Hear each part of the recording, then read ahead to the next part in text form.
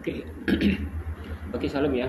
Saya ingin memperkenalkan ya, apa perbedaannya antara Nabi Rasul menurut orang Yahudi dengan orang Islam. Jelas pasti berbeda ya. Kalau menurut orang Yahudi ya, ini kalau di pustakaannya orang Yahudi ya mengatakan ya, bahwa itu adalah tugas utama seorang Nabi adalah membangkitkan orang-orang dan pemerintah untuk bertobat dan taat ya, untuk tobat dan taat ya. Jadi itu untuk Nabi ya.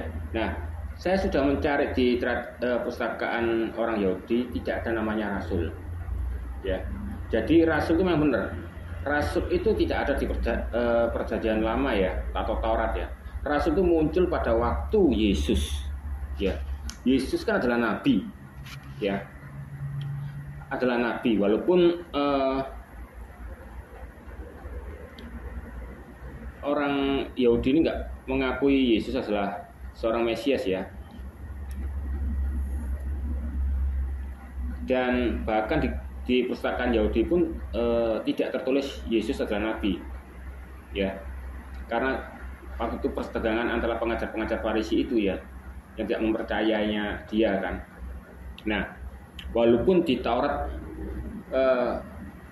mengenai tentang Mesias ya, ciri-cirinya sudah ada, tapi dia tidak percaya. Bahkan sekarang orang Yahudi lagi menunggu Mesias ya, dan dia berpikir kalau Mesias itu akan menolong dia ya pada waktu nanti ada pemimpin antikris ya,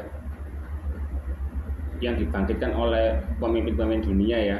Pada waktu Israel dikalahkan 7 negara ya, dia nggak kalah ya, tapi antikris ini akan minta menyodorkan perjanjian ya, perjanjian sama orang Israel untuk damai dengan orang Islam. Ketika orang Yahudi itu berdamai ya, oke ya, tapi ternyata dibohongi sama antikris itu, dan bait suci dinodai di Sina ya. Ibaratnya dia akan jadi menganggap dirinya jadi Mesias ya nanti di situ. Nah itu dia lagi nunggu di situ dan berharap ya, Mesias itu akan membantu dan menolong dia. Ternyata enggak ya, Mesias itu sudah ada ya. Dia hanya membebaskan orang-orang agar tidak mati dalam hukuman kekal, bukan membebaskan orang-orang Israel ya dari ancaman antikris ya. Nah, jadi menurut logikaku nih ya, Rasul itu ya terjadi karena pada zaman Yesus. Jadi Rasul itu ibarat logikaku itu adalah utusannya dari Nabi, gitu. Nah, kita lihat coba yang menurut orang Islam ya. Oke, ini menurut Nabi atau Rasul orang Islam ya. Ini sama nih di Wikipedia ya. Dia mengatakan Nabi itu adalah seorang utusan Allah SWT, pembawa ajaran agama yang dibawa Rasul sebelumnya. Loh, aneh kan? Agama yang sebelum Rasul. Jadi Rasul itu memang di Wikipedia mengatakan Rasul itu lebih derajatnya lebih tinggi ya daripada Nabi ya. Karena orang Islam percaya kalau Nabi itu menerima wahyu tapi tidak menyebarkannya ya, tapi untuk disimpan di hati sendiri ya. Kalau Rasul itu yang diwajibkan untuk menyebarkan wahyu-wahyu itu bedanya. Dari situ aja sudah beda ya. Yang antara Alkitab dengan Islam itu sudah beda dalam segi Nabi aja, Rasul aja sudah beda. Jadi nggak bisa disamakan ya. Padahal kita ketahui kalau Rasul itu ya adalah utusan dari Nabi ya, bukan dari utusan Yehova ya. Bahkan saya lihat di pustakannya orang Yahudi nggak ada namanya Rasul ya. Oke, ini di pustakaan Yahudi ya. Yahudi ini mempercayai Nabi ya, 48 Nabi laki-laki dan 7 Nabi perempuan ya.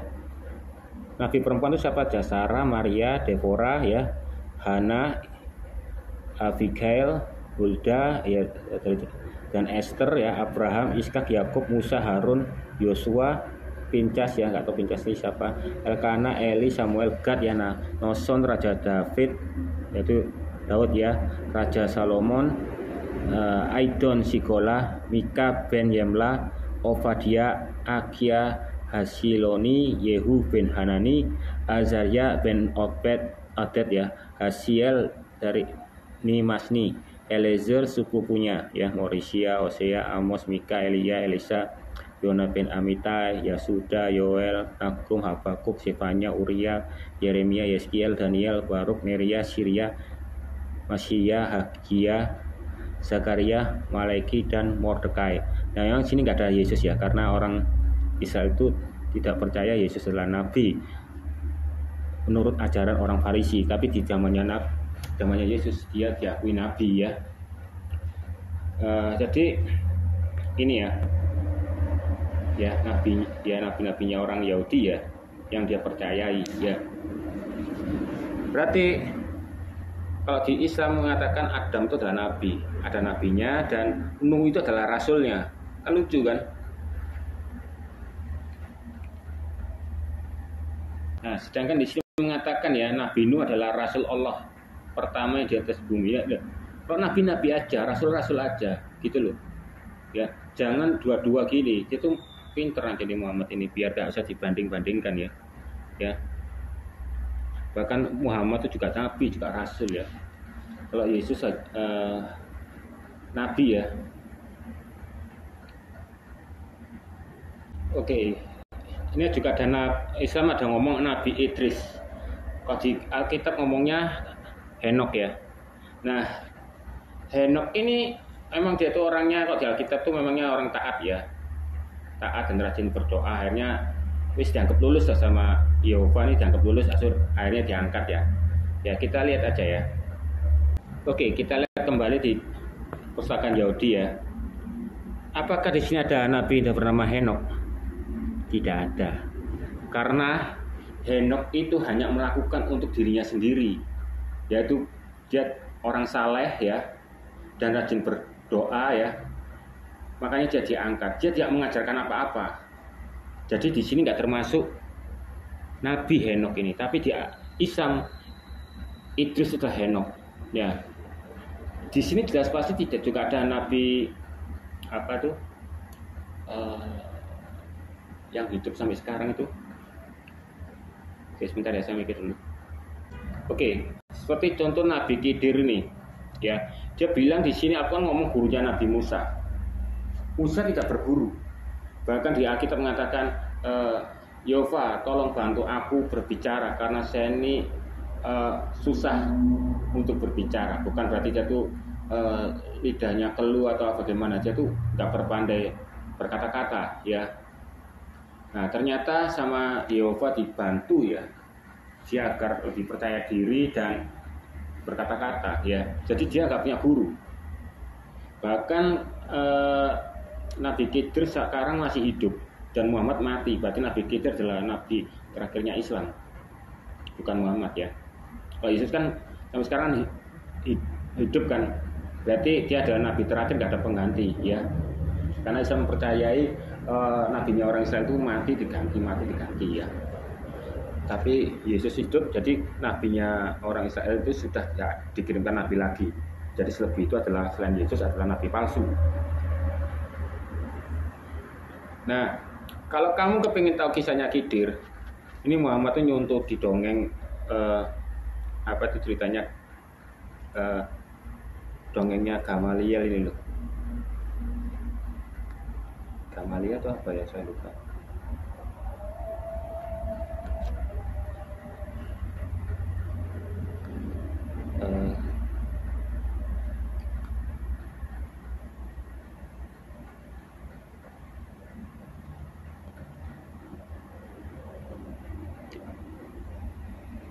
Bentar ya.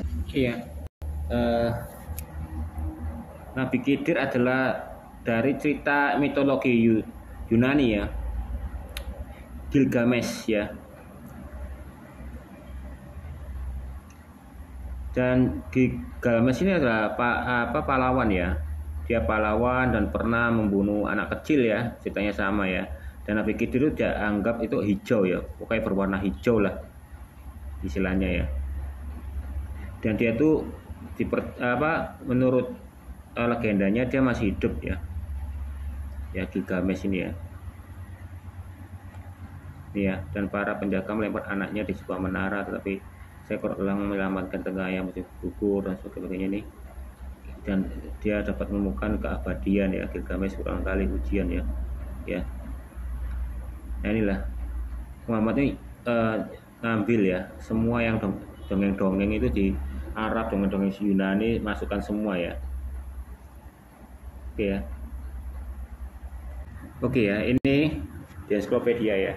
Rasul itu adalah pada dasarnya itu stelo ya, yang berarti aku kirim ya, dan aku berangkatkan. Mula-mula arti berarti utusan atau duta ya. Ya, apostolos lebih dalam dari sekedar utusan ya. Bahkan di Wikipedia Muslim mengatakan kalau nabi itu tidak lebih besar daripada rasul, dan nabi pun belum tentu itu rasul. Itulah ya, gak tahu maknanya gimana itu, ceritanya membingungkan ya. Jadi rasul itu muncul di zaman Yesus ya, makanya di pustakaan Yahudi tidak ada namanya rasul.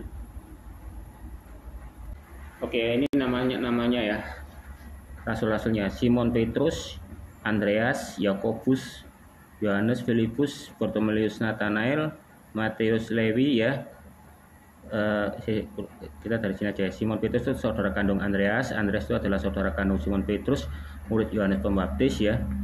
Dan Yakobus itu saudara kandung Yohanes, putra pasangan Zebedius dan Salome ya. Boanerges, anak guru ya, kemenakan Yusuf dan Maria ya. Yohanes itu saudara kandung Yakobus, putra pasangan Zebedius dan Salome. Boanerges, anak guru, kemenakan ya, Yusuf dan Maria, saudara sepupu Yesus ya. Filipus itu asal Bethsaida yang di Galilea. Bartolomeus, Nathanael, Matius sama Lewi ini ya, putra Alfeus, saudara tiri Yesus. Yakobus, anak Yudas. Thomas, Didimus atau si kembar ya. Yakobus muda ya, saudara seayah Yesus, saudara kandung Tadeus dan Simon ya. Tadeus, Lobedius, Yudas, Yehuda, saudara seayah saudara kandung ya. Simon orang Zelot, Judas Iskariot dan Matias ya, murid Yohanes Pembaptis, penggantinya Yudas Iskariot. Jadi ini penggantinya ya, Matias ini ya. Ini tempat di mana Yesus berasal sama kedua rasulnya di Domus Galilea ya, buktinya ya, ada di sini ya.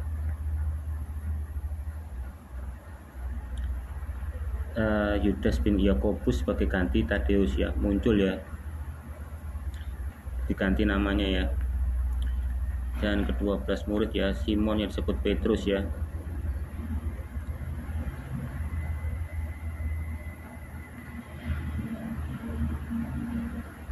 Simon yang diberinya nama Petrus. Andreas, saudara Simon ya, Andreas ya. Yakobus, anak Zebedius ya. Yohanes, Filipus, Bartolomeus, Thomas, Matius pemungut cukai, Yakobus, anak Alfeus ya. Tadeus, kadang disebut Levius, kadang Yudas orang Zelot ya, di beberapa terjemahannya ya. Simon orang Zelot disebut Simon orang Kanani dalam terjemahan lain, dan Judas Iskariot. Judas Iskariot yang menyertai Yesus lantas bunuh diri ya, lantaran mereka bersalah sebelum peristiwa kebangkitan Yesus dengan cara gantung diri ya.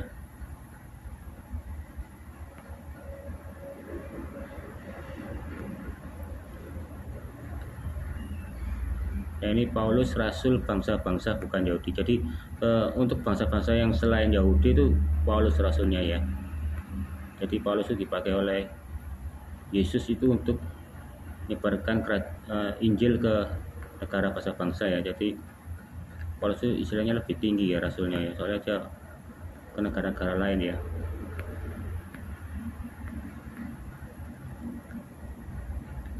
Akhir hayat ya, ke-12 rasul sesudah Matias terpilih menggantikan Yudas gugur sebagai martir ya, kecuali Yohanes yang bertahan hidup sampai lanjut usia. Jadi Yohanes ini anak kesayangannya Yesus ya, murid kesayangannya Yesus, Yohanes ini ya. Dia makanya yang menuliskan wahyu ya. Makanya Yesus ngomong, jika aku menghendaki dia hidup itu bukan urusanmu ya, tapi dia bertahan hidup sampai lanjut usia ya. Yang lainnya itu sebagai martir ya. Matius 27:5 meriwayatkan Judas Iskariot melemparkan uang perak ya, langsung gantung diri sehingga jatuh terpelungkup ya. Habis itu sama orang Farisi uangnya itu kan kembalikan kan ke tempat kayak kolektor ya, terus dibuat beli sama tanah ya.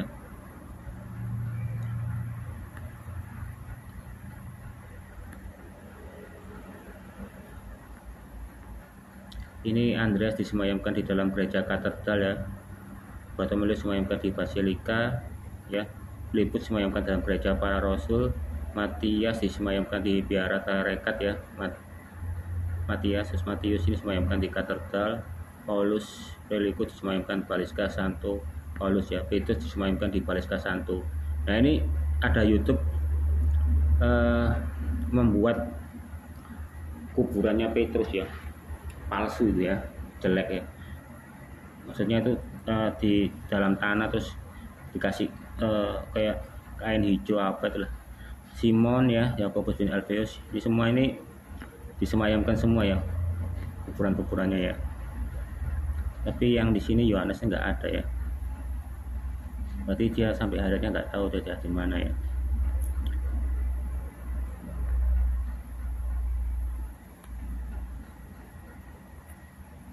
Oke ini sebentar ya. Selain itu juga ada rasul-rasul perempuan ya. Seperti Maria saudari Lazarus, Marta ya, dan Maria Magdalena yang disebut Magdalena ya. Dan Yohana ya juga ya. Ini adalah rasul-rasul perempuan ya. Dan berserta rasul itu punya 70 murid ya. Muridnya Yesus itu juga ada 70 murid ya. 70 murid ini yang pernah dikirimkan oleh Yesus ya. Para rasul ya, saya kurang tahu ya. Maklum ya, saya soalnya juga orang murtad ya. Jadi kita di sini sama-sama belajar ya.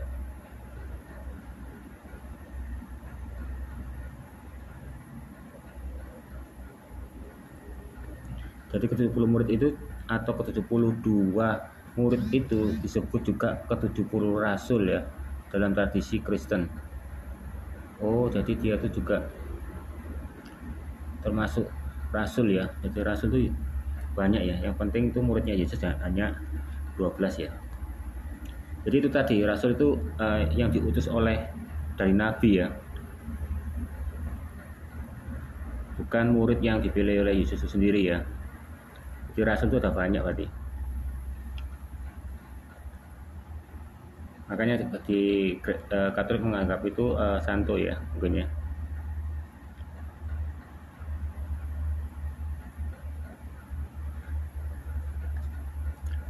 Oke,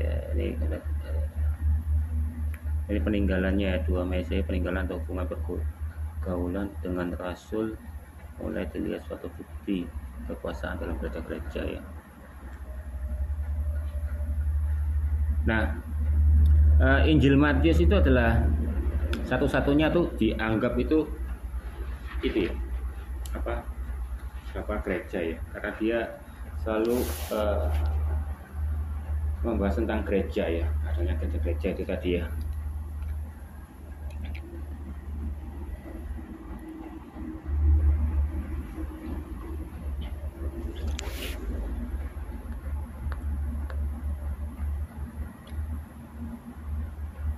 Oke, kita lihat di ini ya, ciri-ciri penulis orang Injil Matius ya, itu muridnya Yesus ya, Matius ini ya. Kitabnya merupakan Injil yang mencolok ke sifat keyahudiannya. Memang orang Matius itu adalah orang Yahudi ya. Dan Matius melekatkan standar-standar kebenaran dari kerajaan Allah, kekuasaan kerajaan atas kuasa kerajaan itu atas dosa, penyakit, setan-setan dan kematian, kejayaan kerajaan pada masa depan dalam kemenangannya mutlak pada akhir zaman. Hanya Injil yang menyebutkan atau menubuatkan gereja sebagai suatu wadah yang menjadi milik Yesus ya di kemudian hari ya. Ini adalah pengajaran-pengajaran yang isinya oleh Matius, isinya ini ya, macam-macam ini.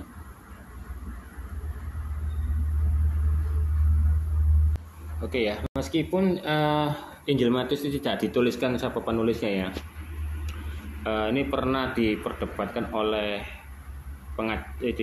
ajaran-ajaran sesat ya. Walaupun dokumen ini tidak mencantumkan nama penulisnya, namun ya kesaksian semua bapak gereja mula-mula ya sejak tahun 130 Masehi ya, Matius adalah seorang pungut cukai petugas pajak zaman itu ya, dan yang menjadi salah satu dari doa rasul ya, meskipun ada yang menduga ditulis Matius lain yang hidup 80 tahun setelah Yesus wafat ya. Ada yang ngomong gitu ya. Tapi ini dibantah oleh Irenaeus ya. Irenaeus ini orang Yunani ya. Dia juga seorang sejarawan yang juga menulis ya. Ya, dia di bukunya ya tentang bukunya tentang Epiphanius ya, yaitu melawan ajaran-ajaran sesat ya. Dia membantahnya di bukunya ya. Ini Matius sekali lagi mengisahkan penjelmaannya Yesus sebagai seorang manusia. Katanya inilah silsilah Yesus Kristus, anak Daud, anak Abraham ya. Kelahiran Yesus Kristus adalah sebagai berikut. Jadilah ini adalah Injil kemanusiaannya. Dengan alasan itu juga karakter manusia yang rendah hati dan lemah lembut terus yang dinyatakan di seluruh Injil ya. Dan Epiphanius ini 320 sebelum Masehi yang hidup sejamannya Irenaeus Yerome ya. Matius menulis Injil di bahasa Yunani yang dikutipnya dengan jelas yang menggunakan frasa baku yang menyatakan status pengarang ya. Karena Matius mendapatkan generasi dari silsilah Kristus ya dalam 3 paragraf dan mengatakan ada 14 generasi Abraham sampai Daud ya. Dan Epiphanius Varnion ya, dan dia menulis awal kitab generasi silsilah Yesus Kristus putra Daud, kemudian ke poin ya yang mengatakan kelahiran Yesus ya. Dan Epiphanius Varnion ini ya bukankah Yahweh memberikan setiap penulis Injil tugas sendiri ya, sehingga masing-masing 4 penulis Injil kewajibannya adalah mengabarkan Injil, dapat menemukan yang harus dilakukan, menyampaikan hal-hal yang sesuai dan mirip, menunjukkan bahwa semuanya itu dari sumber yang sama ya. Jadi Injil tertulis bukan saling nyontek ya. Apa yang kamu lihat di sana yang sebagai saksi itu kamu tulis. Jadi kan berbeda-beda. Ibarat kamu ya, ada seorang penulis A dan penulis B. Dia melihat suatu pemandangan ya, pemandangan suatu desa.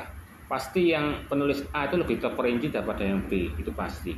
Misalnya itu contoh ya, di situ ada sapi, tapi di sana ternyata penulis A melihat, wah ternyata di situ ada tikus, kan lebih terperinci. Tapi tetap satu kesatuan yang tidak ada perbedaan itu tadi ya. Epius juga menulis siapa yang ikut sisanya itu selamat ya. Ini semuanya ada sejarahnya semua ya, bahwa Matius ini ditulis oleh Matius sendiri ya. Ya. Dalam Injil hanya terdapat sedikit fakta yang dapat menunjukkan kapan tulis ini dibuat ya, sehingga tanggal dan tempat Injil berasal tidak dapat dipastikan. Beberapa ahli konservatif memiliki alasan kuat untuk memperkirakan bahwa ditulis sebelum Yerusalem dihancurkan antara tahun 60 sampai 65 ya, ketika Matius berada di Palestina. Makanya setiap tulisan-tulisan itu sayangnya tidak ditulisi tanggal, itu yang mengarahkan itu rancu ya. Seharusnya kalau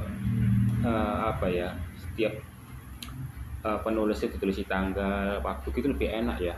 Tapi sayangnya nggak ditulis seperti itu ya.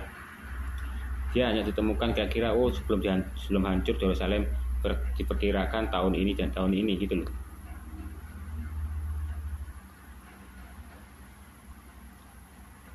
Dan sejumlah sarjana Alkitab percaya bahwa Injil ini, Matius ini ya, merupakan Injil yang pertama ditulis, sedangkan alih-alih beranggapan bahwa Injil yang ditulis yang pertama adalah Injil Markus. Jadi para sarjana ini ada yang bilang Matius yang pertama, ada yang bilang itu Markus ya.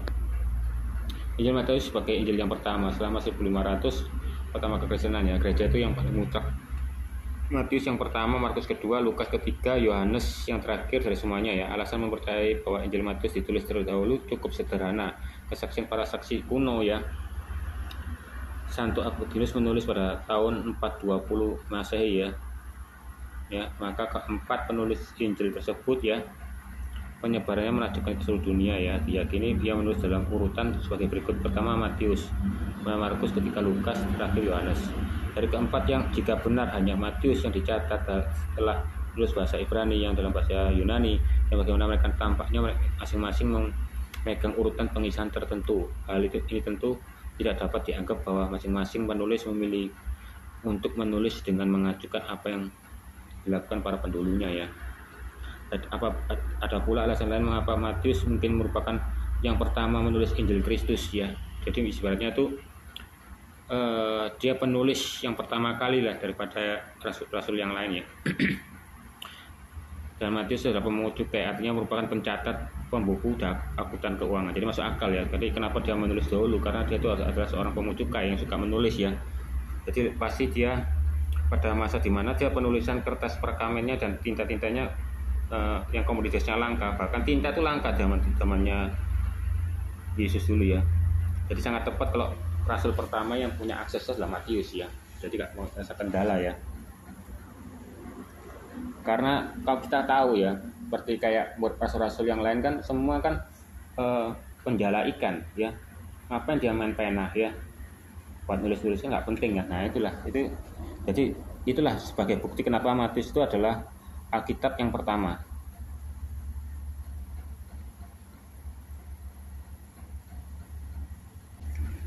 Oke ini ya, ini ada seorang sejarawan ya yang bernama Eusebius ya, juga menulis ya, kata-kata Yehova, sedangkan telingamu untukku, mengapa engkau meninggalkan aku, diucapkan pada permulaan Mazmur ya 22, dicatat oleh Matius sebagai telah dikatakan oleh juru selamat kita pada kesengsaraannya ya. Dan dia mengatakan, dan pada jam ke-6 jam 12 siang ya, kegelapan meliputi seluruh bumi. Ini setelah Yesus mati di salib ya, jam 12 siang itu mengalami kegelapan meliputi bumi sampai jam ke-9 jam 3 siang ya. Dan pada jam ke-9 Yesus berkatalah suara, berarti Yesus belum mati ya nih. Pada itu Yesus berkata, Elohim Elohim lama sabachthani, dengan kata lain dapat diterjemahkan ya Allahku mengapa engkau meninggalkan aku. Ini sudah tercatat ya di Eusebius Demonstratio Evangelicae 10:8 ya. Nah, jadi Eloi Eloi lama sabachthani itu adalah sebuah lagu. Jadi Yesus itu aku tuh bermazmur ya. Baitnya itu sama seperti Yesus ya. Berarti Daud itu luar biasa ya. Dia sudah menciptakan lagu sebelum Yesus ada ya. Mungkin ibaratnya aku nggak bisa melihat kamu ya. Terima kasih kamu sebagai raja penerusku selama-lamanya, dan kamu juga seorang Yehova ya yang inkarnasi manusia. Jadi dia ciptakan lagu itu makanya. Ya ini John Owen setuju dengan hal ketika yang menulis ya. Dan perkataannya ini Eusebius ya. Eloi sabachthani dalam bahasa Ibrani, Aram Sirus ya, dan kata lain diterjemahkan inilah adalah kata-kata seorang penginjil yang menulis Injilnya dalam bahasa Yunani ya. Tetapi dia mempertahankan kata-kata yang dituturkan Yesus agar menunjukkan mengapa orang Yahudi mengira ia manggil Elia. Mereka yang percaya bahwa Injil Matius ditulis pertama kali dalam bahasa Ibrani dan bahasa Aram menganggap kata-kata lain berasal dari penerjemah ya.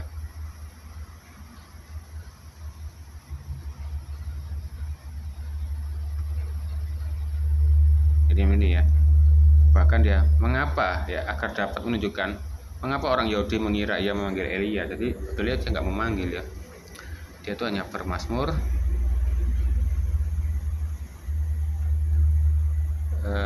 perjanjian lama untuk buktikan bahwa Yesus memang Mesias ya, yang sudah lama dinantikan. Sisi lain ya.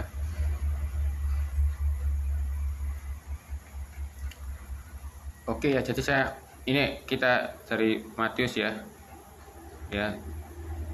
Kalau seperti kayak Lukas tuh orang Yunani ya. Dan macam-macam lah.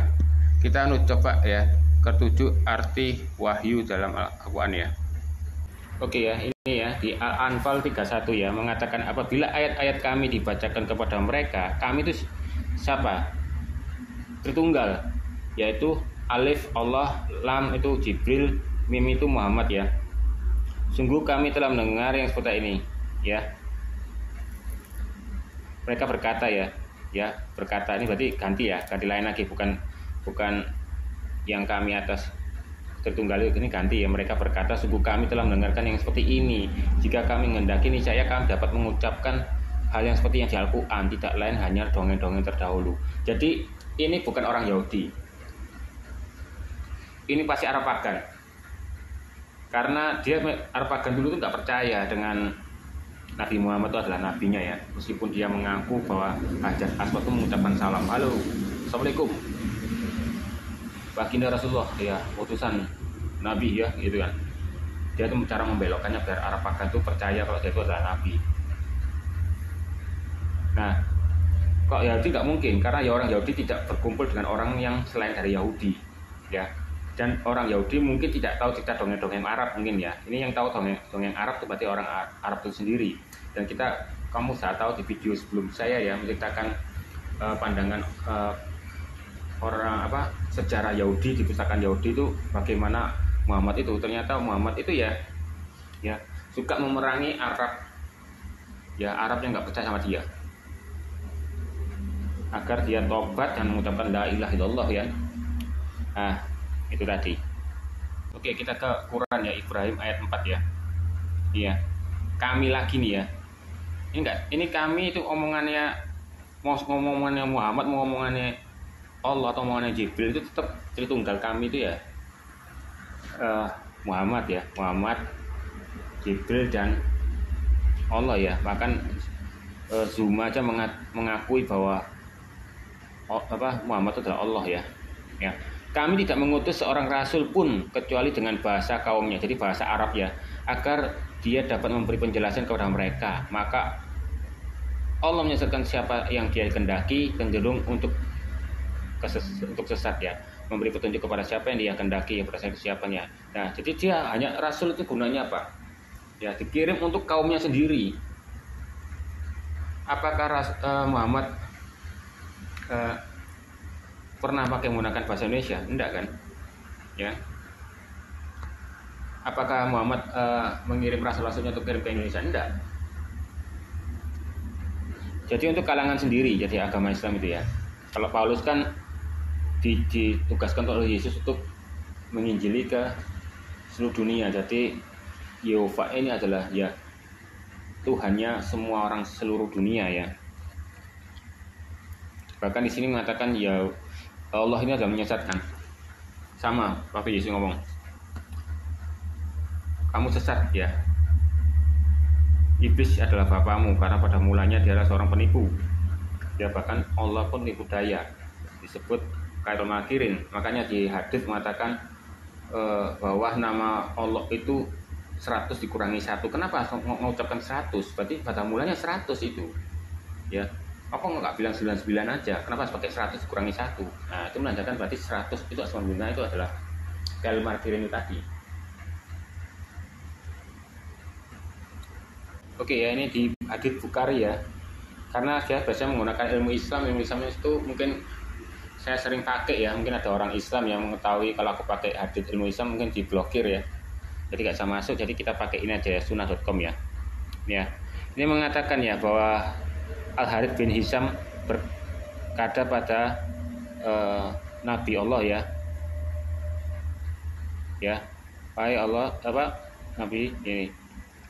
Menurutmu Al-Quran itu bagaimana? Ya, wahyu itu seperti apa? Nah, Muhammad berkata ya, kadang-kadang dia ya nih ya, like the ring of the bell, seperti lonceng yang gemerincing, ya, seperti lonceng bergemerincing. Jadi wahyu itu seperti apa? Suaranya itu seperti lonceng gemerincing, ya. Itu tadi ya. Oke, ini kita lihat ya di hadits Muslim 3950 ya. Ya. Lonceng itu adalah mazmur setan. Ini aslinya di hadits yang lain mengatakan tuh seruling setan. Ya. Dia ngomong kayak wahyu itu turunnya kayak lonceng gemerincing. Nah, ini sekarang ganti lonceng itu adalah setan. Ini sama seperti hadits ya, pada waktu awal mulanya Bilal ya budaknya Muhammad itu ya. Yang mantan PSK itu ya, jadikan bendaharanya ya. Kan Bilal kan adalah wanita pertama yang menggunakan masjid. Nah, waktu itu mengumpulkan orang-orang itu sholat. Dia mau niru orang Yahudi pakai lonceng. Ya. Hanya dia mau beli lonceng terus gak jadi ya. Karena dia juga gak seneng karena orang Yahudi pun tidak menganggap dia nabi. Hanya ganti adzan itu pakai dikumandangkan oleh Bilal itu. Asli mulanya tuh dia pakai lonceng, ada di hadisnya itu ya. Nah, karena dia tuh takut juga disindir meniru-niru, akhirnya dia ngomong lonceng itu seperti sulingnya setan, wahyu, ya kan? Lonceng itu, suara lonceng itu. Berarti dia lupa dengan hadis sebelumnya. Dia mengatakan wahyu itu turunnya seperti lonceng yang gemerincing. Ya. Ini ya, ilmu Islam ini nggak bisa dikunjungi lagi nih ya. Oke, ini di Sahih Bukhari ya, volume 4, buku 54, hadits 438 ya. Sahih ya, Sahih Bukhari ya. Ini mengatakan ya, malaikat terkadang datang kepadaku dengan suara yang menyerupai suara bel yang berdering ya. Dari bahasa Inggris itu ini aslinya ini lonceng ini ya. Saya transkripsikan jadi tebel ya. Ini asli lonceng ya. Oke, ini Sahih Bukhari ya. 7 jilid 1 kitab 11 hadits 578 ya. Ini ya. Nih. Pada masa itu praktik adzan yang untuk sholat ya belum diperkenalkan ya. Suatu ketika mereka membahas masalah ini mengenai panggilan sholat, sebagian orang mengusulkan penggunaan lonceng seperti yang digunakan orang-orang Kristen ya. Yang lain mengusulkan trompet ya, yang digunakan seperti orang Yahudi ya. Tuh. Maka tetapi Umar adalah orang yang pertama yang mengusulkan agar semua orang panggil orang-orang untuk sholat ya. Ya, maka Rasulullah memerintahkan Bilal untuk bangun untuk mengadakan adzan untuk sholat ya. Ini di Malik Muwatta ya, buku 15 hadits nomor 7 ya. Ya. Rasulullah SAW berkata, terkadang datang kepadaku seperti bunyi lonceng ya, dan itu yang paling berat bagiku ya. Dan ketika ia meninggalkanku, aku teringat apa yang telah dikatakannya ya. Aisyah menambahkan, saya melihat hujan itu turun padanya di hari yang sangat dingin, dan ketika hujan itu meninggalkannya, dahinya meneteskan keringat. Ya, itu waktu hujan ya. Sama juga di Bukhari volume 4, 54 hadits 438 ya. Ya. Bagaimana ilham datang padamu? Beliau menjawab, dengan semua ini malaikat terkadang datang padaku dengan suara yang menyerupai suara bel ya, yang bering ya. Dan ketika keadaan ini yang meninggalkanku ya. Jenis ilham ilahi ya, diwayatkan oleh Anas ya di Sahih Bukhari jilid 1 kitab 11 hadits 577 ya. Anas ya, orang-orang yang menyebut api dan lonceng ya, mereka mengusulkan hal itu sebagai tanda dimulainya sholat ya. Dan dengan itu mereka menyebut orang Yahudi dan orang-orang Nasrani. Kemudian Bilal diberitakan menggunakan adzan ya, sholat sebanyak 2 kali dan ikamah ya. Berarti Bilal ini adalah cewek pertama yang adzan ya, dan seorang mantan PSK itu ya.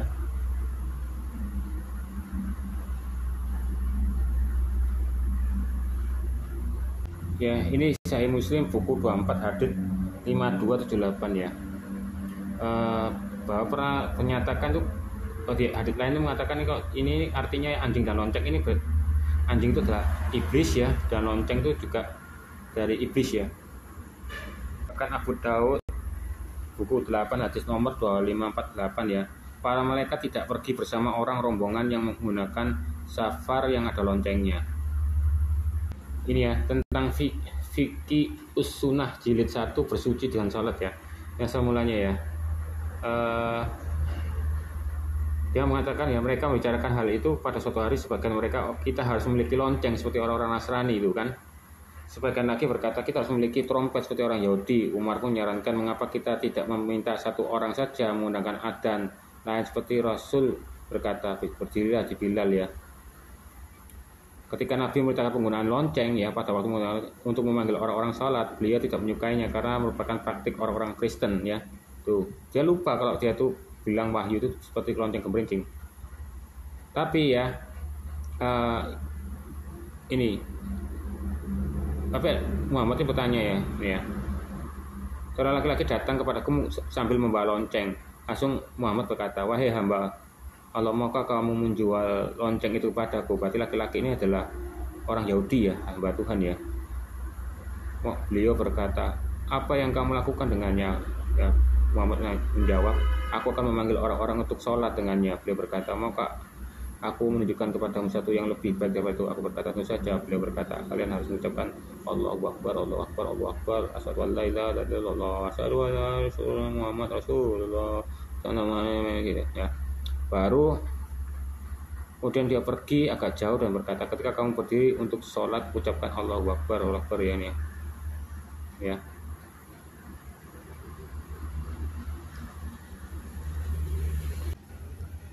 Oke, ini lihat ya di Al-Qur'an Al-Muzmil ya 15 ya. Sesungguhnya kami telah mengutus seorang rasul Muhammad kepada kamu yang menjadi saksi terhadapmu, sebagaimana kami telah mengutus seorang rasul kepada Firaun ya. Ini kurang seberapa lengkap ini ya. Kita coba lihat dari sini ya tafsir ya.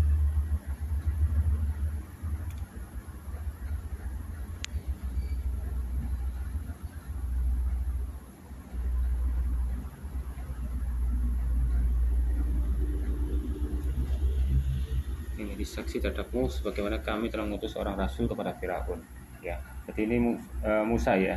Ya.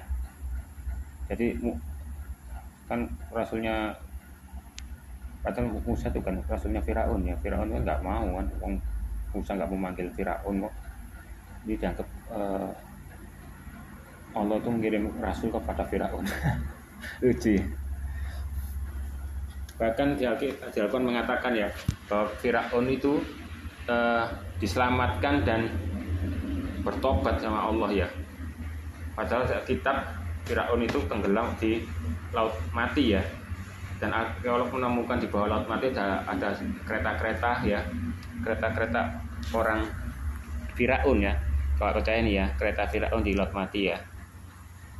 Berarti Al-Quran itu menipu ya.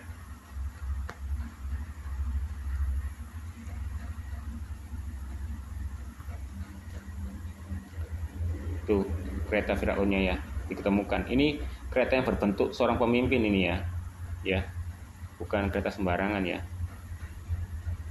Ya. Oke ya, ini ya.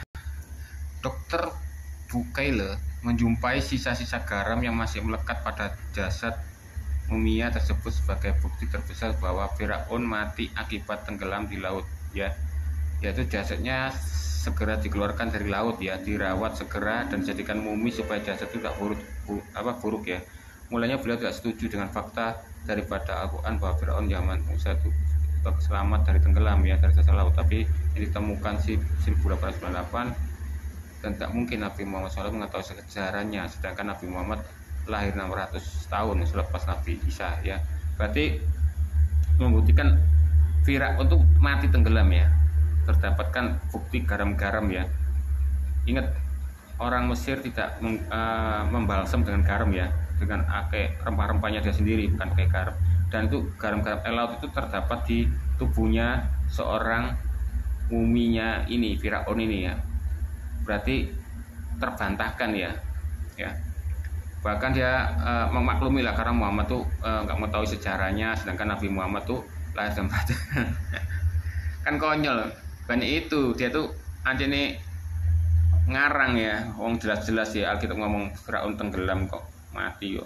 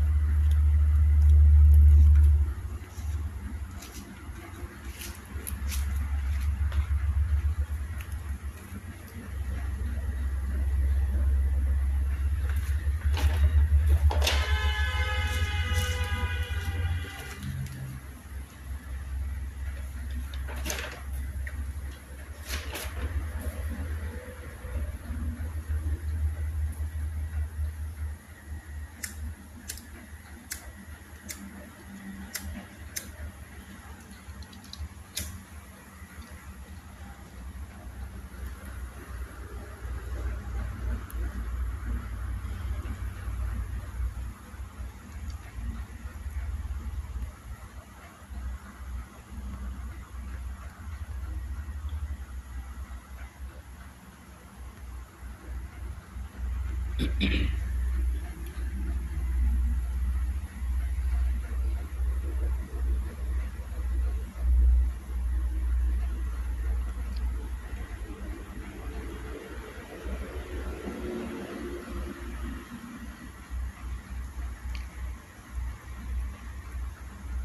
ternyata belum di pause ya. Oke, ini Al-An'am ya 112 ya. Ini ya, demikian sebagaimana kami jadikan bagimu musuh, kami telah menjadikan pula bagi setiap nabi musuh yang terdiri atas setan-setan yang berupa manusia dan jin ya. Sebagaimana mereka membisikkan kepada sebagian yang lain perkataan yang indah sebagai tipuan, seandainya Tuhan menghendaki ini saya mereka tidak akan melakukannya. Maka tinggalkan mereka apa yang mereka adakan kebohongan ya. Jadi Nabi itu musuhnya itu adalah setan-setan dan manusia ya. Jika jin membisikkan kepada Nabi perkataan indah yang sebagai tipuan ya, seandainya Allah menghendaki maka dia melakukan. Jika tidak menghendaki ya tidak melakukannya. Jadi Nabi itu tidak ada katanya khilaf. Jadi kalau Nabi Muhammad melakukan hal yang jelek itu ya semua diizinkan ya, dikehendaki oleh Allah ya. Jadi tidak ada namanya khilaf. Aku khilaf ya. Jadi semua itu kehendaknya Muhammad yang dilakukan benar atau jelek itu ya. Mengawini anak bocil, memukul istrinya, menyuruh si istrinya menyusui ya, orang-orang dewasa itu semua itu bukan Muhammad yang melakukannya, tapi Allah ya. Ya bisikan setan yang dianugerahkan Allah, jadi ada kata-kata khilaf ya. Berarti Nabi yang sudah terpengaruhi oleh setan, bisikan setan adalah Muhammad ya. Oke ya, ini di Abu Daud ya 1340 ya. Bab zakat saimah ya, ternak yang tidak dikembalikan ya. Ini mengatakan ya, Rasulullah SAW telah menulis catatan mengenai zakat dan beliau mengeluarkan para pegawainya hingga beliau meninggal. Ya, luar biasa ya. Pada waktu mau meninggal itu ya, dia bisa menulis mengenai zakat. Muhammad ini kayak orang ngejura, gak bisa baca tulis ya. Tapi kalau duit ngerti dia. Ya. Jadi Muhammad ini terbukti dia menulis catatan ya, tidak buta huruf ya. Gak mungkin dia buta huruf karena dia bisa mengambil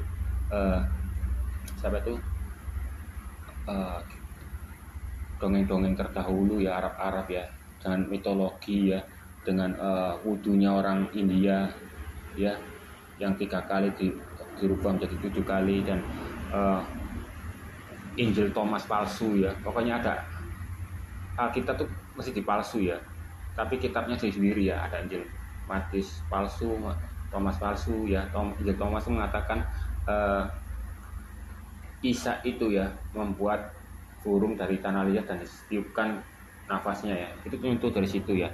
Dan agama Zoroastrian ya, nggak salah ya, Zoroastrian ya, Zoroastrisme ini ya. Ini agama yang dicontoh oleh Muhammad ini ya, mengenai melempar jumarah ya, melempar setan itu ya. Biasanya kalau di Zoroastrian ini hanya kepala sukunya yang boleh melempar ya. Kalau ini boleh jemaatnya ya. Itu bisa kamu lihat sendiri histori-historinya. Membelah bulan itu nyuntuh dari syair-syair Muslimiyah ya, syair Muslimiyah ya.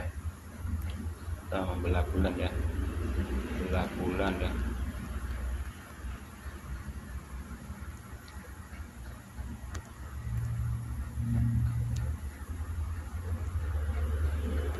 Belah bulan syair Arab.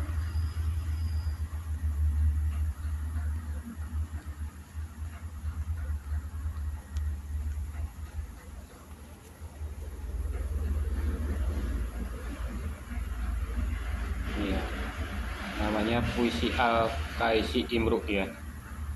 Ya. Di sejarah mengatakan ya bahwa anak perempuan Muhammad membacakan melafalkan 5:4 ayat 1 belah bulan ya.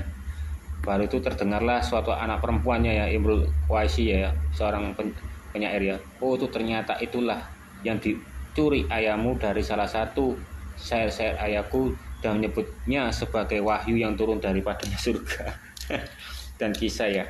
Makanya belah-belah ini juga kontradiksi. Ada yang bilang setelah kiamat, ada yang bisa membuktikan bahwa itu sudah terjadi di bulan yang terbelah ya. Padahal itu masih selulit berapa meter, gak sampai setengah dari bulan ya.